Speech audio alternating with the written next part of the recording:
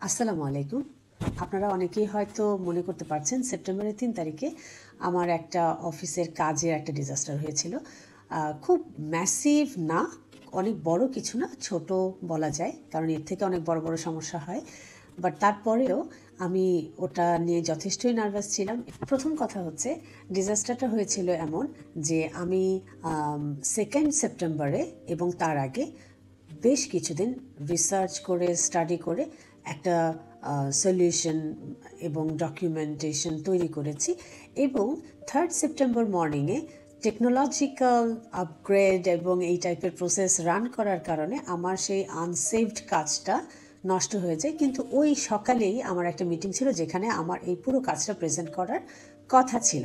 এখন কথা যাই থাকুক, কথা শুধু থাকলে তো হবে না, কাজও হতে হবে। এবং যেহেতু সমস্যাটা হয়েই গেছে, আমি ইমিডিয়েটলি যেটা করলাম সেটা হচ্ছে আমার লাইন ম্যানেজার যিনি আছেন তাকে ইনফর্ম করলাম এবং আমি বললাম যে এই কাজটা আমি করেছিলাম, বাট এই প্রবলেমের কারণে কাজটা নষ্ট হয়ে গেছে, কাজটা হারিয়ে গেছে এবং আমি তার কাছ থেকে কিছু সময় নিয়েছি এবং অ্যাট দ্য সেম টাইম আমি নিজে নার্ভাস ছিলাম।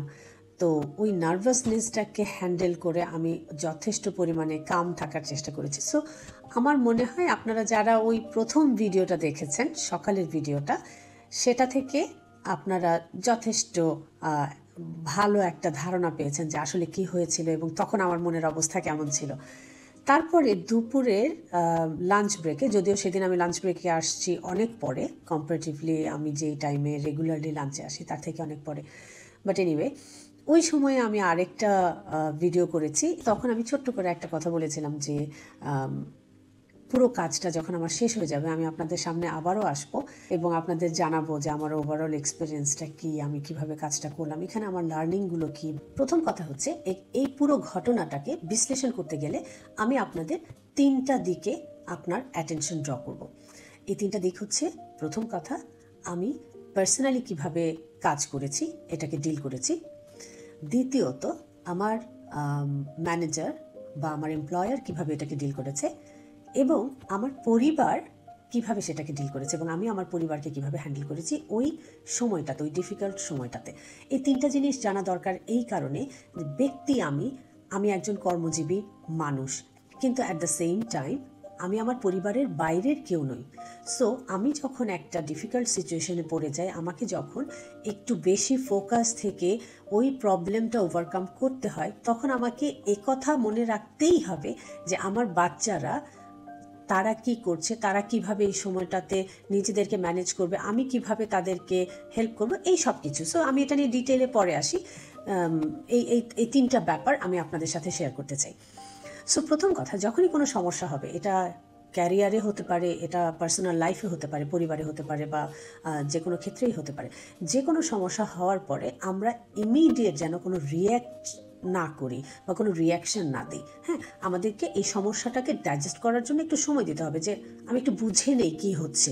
হ্যাঁ, তো এই বুঝে নেওয়ার সময়টা খুব ইম্পর্ট্যান্ট, কারণ হচ্ছে আমরা শুরুতে প্যানিকড হয়ে যাই এবং এই টেন্ডেন্সিটা ভালো না। হ্যাঁ, তো আমাদের একটু কাম থাকতে হবে, ব্রিদিং এক্সারসাইজ করা, কিছুটা সময় নেওয়া এবং তারপরে কজটাকে অ্যানালাইসিস করা যে কী কারণে এটা হলো, কি হলো।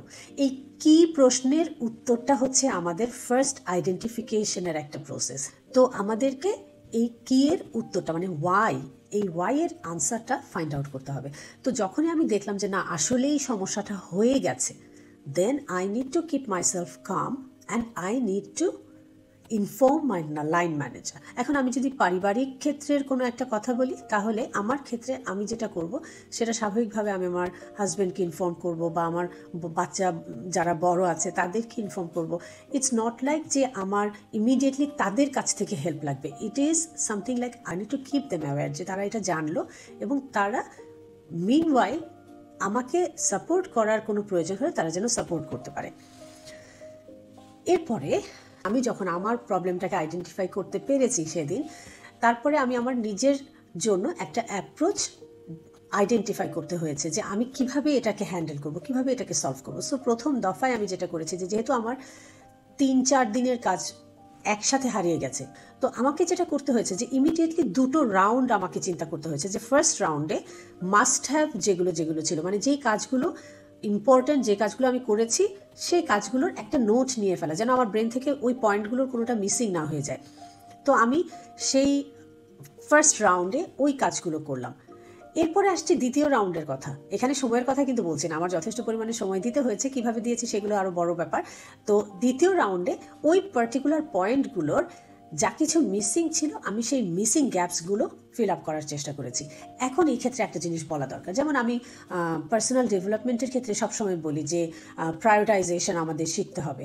এই প্রায়োরিটাইজেশন শেখাটা যে আমাকে রান্না করতে হবে, আমি কোন আইটেমটা আগে রান্না করবো, কোনটা রান্না না করলেই নয়, ঠিক একই রকমভাবে এই স্কিলটা কিন্তু আমি আমার কাজের ক্ষেত্রে ইউজ করেছি। এই ক্ষেত্রে আমাকে যেটা করতে হয়েছে যে কোন পার্টটা হাই প্রায়োরিটি ওয়ার্ক সেগুলোকে আমি একরকমভাবে ডিল করেছি। আবার হাই প্রায়োরিটি হলেও কোন কাজটা বেশি কমপ্লেক্স, তার মানে এখানে প্রায়োরিটির সাথে আমি দুটো জিনিসকে একসাথে হ্যান্ডেল করছি, একটা হচ্ছে কমপ্লেক্সিটি, একটা হচ্ছে প্রায়োরিটি। তো এভাবে যখন আমি কাজগুলোকে ভাগে ভাগে কমপ্লিট করা শুরু করলাম, তখন দেখা গেল যে আমি প্রথমে খুব ইম্পর্টেন্ট কাজগুলোকে কমপ্লিট করছি, দেন তারপরে মডারেটলি ইম্পর্টেন্ট যে কাজগুলো সেগুলোকে করলাম, এবং লাস্টে হচ্ছে খুব অল্প মানে ইম্পর্টেন্ট যেটা মানে নর্মাল যে কাজগুলো সেগুলো কমপ্লিট করলাম। তো ধাপে ধাপে আমার এই কাজগুলোকে কমপ্লিট করতে হয়েছে। এখন আমাদের মনে রাখতে হবে যে আমরা যেই কাজটাই বা যেই ইনসিডেন্টটা হ্যান্ডেল করছি, এই কাজটা করার জন্য আমাকে এর মাঝখানে আনুষঙ্গিক আর কি কি কাজ করতে হবে। তার মানে হচ্ছে আমি এখানে একটা কথা প্রথমে বলেছি ভিডিওর শুরুতে, যে আমার একটা মিটিংয়ে এই পুরো কাজটা যেটা আমি করছি সেটা আমার প্রেজেন্ট করার কথা ছিল। So obviously I need to make sure যে আমি ওই মিটিংটাকে ক্যান্সেল করবো, রিঅ্যাডজাস্ট করবো টাইমিংটা, এবং আমি আমার ম্যানেজারকে টাইম টু টাইম ইনফর্ম করবো যে look this is what happened, but at the same time আমি এভাবে এতটুকু কাজ এগিয়ে এসেছি এবং এতটুকু করা হয়েছে, এতটুকু বাকি আছে, এখানে আর কোনো প্রবলেম আছে কিনা। তো এই পুরো সাইডটা হচ্ছে আমার দিকের কাজ। এখন আসছি এমপ্লয়ারের দিকে। দেখেন, আপনারা যারা এমপ্লয়ার আছেন, আপনি যার ম্যানেজার বা আপনার টিমে যদি এরকম কোনো একটা ঘটনা ঘটে যে কেউ একজন যাকে আপনি ট্রাস্ট করতে পারেন, যে সে সবসময় খুব দায়িত্বশীলতার সাথে কাজ করে, কিন্তু তার এরকম ধরনের কোনো একটা সিচুয়েশন হয়েছে, সেখানে কিন্তু আপনার এই ট্রাস্টটা রাখতে হবে, আপনার তাকে সাপোর্ট দিতে হবে, এবং এই সাপোর্ট দেওয়ার প্রসেসটা হতে হবে এরকম যেমনটা আমি পেয়েছি। এবং আমি এটার জন্য অত্যন্ত গ্রেটফুল যে আমার লাইন ম্যানেজার আমাকে সময় দিয়েছেন, এবং সে আবার এর মাঝখানে আমার সেই খোঁজ খবরটাও রেখেছে যে আমি কতটা স্ট্রেসড, আমার কোনো অসুবিধা হচ্ছে কিনা, if there is any way he can help me. তো এই যে সাপোর্ট, এই সাপোর্টটা কিন্তু আপনার টিমের মেম্বারের জন্য, যে একটা অলরেডি ডিফিকাল্ট টাইমের মধ্য দিয়ে যাচ্ছে, তার জন্য খুব ইম্পর্টেন্ট। এবং তাকে আশ্বস্ত করা যে আপনি তার সাথে আছেন, যদি কোনো হেল্প লাগে আপনি তাকে হেল্প করবেন, এটা তাকে অনেক বেশি লয়াল হতে হেল্প করবে। যেমন একটা মানুষ যখন কোনো একটা ডিফিকাল্ট সিচুয়েশনের মধ্যে দিয়ে যায়, সে যাদের কাছ থেকে সাপোর্ট পায়, সে যাদের কাছ থেকে হেল্প পায়, সে কিন্তু ওই মানুষগুলোকে ভুলে যায় না। হ্যাঁ, সে ওই মানুষগুলোর সাথে তার যে কৃতজ্ঞতা, স্পেশালি আমরা কর্মক্ষেত্রের কথা বলছি, হ্যাঁ, যখন আমরা অফিসে এই টাইপের সিচুয়েশনগুলো হয় তখন তাদের প্রতি আমাদের রেসপেক্ট অনেক বেড়ে যায়। এবং এটা তো আমাদের পাওনাও, আমরা যারা এমপ্লয়ি আছি এটা আমাদের পাওনা, আমরা এটা ডিজার্ভ করি যে আমার লাইন ম্যানেজার যিনি আছেন তিনি আমাকে বুঝবেন, আমাকে বিশ্বাস করবেন এবং আমাকে সাপোর্ট করবেন আমার এই কাজটাকে নাইসলি সাকসেসফুলি হ্যান্ডেল করার জন্য। পরিশেষে আসছি আমাদের পারিবারিক দিকে। একথা ভুলে গেলে চলবে না যে আমাদের কাজের সাথে আমাদের পারিবারিক ডিরেক্ট সম্পর্ক নেই, মানে হচ্ছে আমার পরিবারের অন্য কেউ তো আর আমার জবটা করছে না, কিন্তু অ্যাট দ্য সেম টাইম আমি সব সময় অ্যাডমায়ার করি আমার পরিবার আমাকে যে সাপোর্টটা দিচ্ছে। এই সাপোর্টটা না পেলে আমাদের কাজটা খুব ডিফিকাল্ট হয়ে যায়। যেমন ধরুন, আমার যখন এই প্রবলেমটা হলো, আমার মেয়ে এবং আমার ছেলে, তাদের আমি বললাম যে আমার একটু সমস্যা হয়েছে, আমাকে একটু এক্সট্রা আওয়ার্স কাজ করতে হয়েছে। তো আমার মেয়ে তখন বললো যে মা তুমি চিন্তা করো না, আমি আজকে খাবারটা তৈরি করে ফেলবো। এবং আমার মেয়ের বিয়ে হয়েছে, তো স্বাভাবিকভাবেই আলহামদুলিল্লাহ আমার মেয়ের জামাই সেও আমাকে সাপোর্ট করলো, বললো যে মামনি আপনি চিন্তা করেন না, আপনি কাজ করেন, আমরা এই দিকটা দেখছি। তো এই যে পরিবারকে অ্যাওয়্যার করা, এখন এমন তো হতে পারতো যে আমি কাজটা করছি, আমার সমস্যাটা হয়েছে, বাট আমি পরিবারের সদস্যদেরকে ইনফর্ম করলাম না। এখন আমি কাজে খুব এক্সস্টেড, আমি কাজের ডেস্ক থেকে উঠে এসে তাদের সাথে কথা বলতে যে আউট অফ ফ্রাস্ট্রেশন তাদেরকে ঝাড়ি দিচ্ছি।